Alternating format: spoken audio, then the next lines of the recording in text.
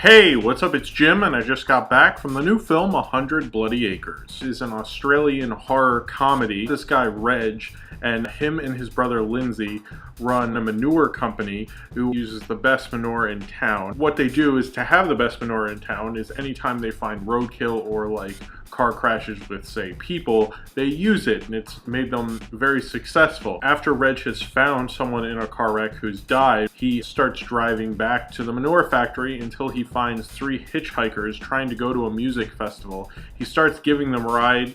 It's two guys and a girl. He lets the guys sit in the back where he has the body hidden. They find the body, and then he has to take them all back to the manure factory, and him and his brother Lindsay slowly decide how and when they're going to kill them while these three kids are trying to escape. 100 Bloody Acres is a horror comedy, but unlike recent horror comedies like Tucker and Dale and Cabin in the Woods, this isn't really a send-up of any sort of genre. It's just kind of a funny film with horror elements. It has some fairly good Australian actors in it that make this material a lot better. It's kind of like a modest comedy. I don't think it's too showy. It's not too vulgar or anything. Well, it's a little vulgar. I mean, well, it's vulgar in terms of gore, I guess, not in terms of like Apatow-y riffs or anything like that. And there's a lot of funny sight gags with the actors in it, specifically the two brothers who are Reg, who's played by Damon Harriman, and Lindsay, who's played by Angus Sampson. They're both really funny and really good. Angus Sampson has like this booming, deep, scary voice, and the guy who plays Reg, Damon Harriman, has this kind of sweet, like,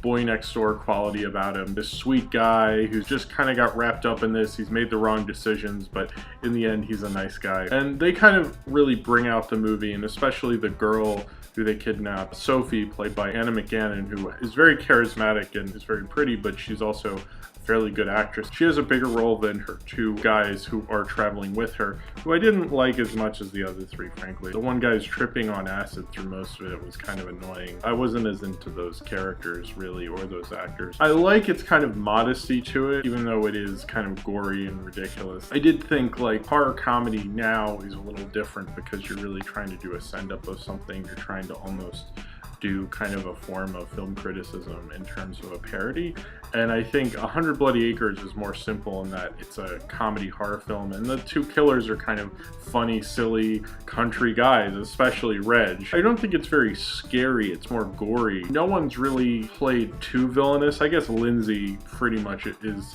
I guess, the antagonist, you could say. I think what I like about this is it's kind of modest in its approach and what it's trying to do, and I don't think you'd really see that from a horror film coming from Hollywood. It also doesn't really break from what it is, you know? It's not like a standout example of horror comedy. It's just like a simple kind of average horror comedy, which was a little like, oh, okay. Like Tucker and Dale had a great concept and Cabin in the Woods had a great concept, and that's kind of what made them special. And 100 Bloody Acres, I feel like I've seen movies where people have been kidnapped and made into manure before, and this is really funny, and I had a decent enough time, but it's not a real standout of the genre. I think it's fairly good at being an average horror comedy. It's not a bad thing, really. It's good at doing that. Almost maybe it's a little too modest. It is a funny horror comedy, and if you like horror films, you like horror comedies, it's at least worth a watch, but it's not the kind of horror comedy where it's like, wow, this is really funny, this really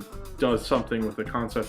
And I think, you know, maybe it's unfair to compare them to Tucker and Dale and Cabin in the Woods that are doing kind of a send-up of a certain element of horror or having fun with the concept, whereas this is like the concept I've seen before. Sure, it's funny, but there's nothing totally that special about it other than the actors, who I quite liked. I did really like the girl who played Sophie a lot, Anna McGannon, I think. Certainly the modesty of this film is what I like about it, but it's also kind of what brings it down, because its modesty doesn't help it break out from its genre. It just kind of traps it in there. So if you have seen 100 Bloody Acres and you would like to talk about it, then comment below in the comments and subscribe if you would like to.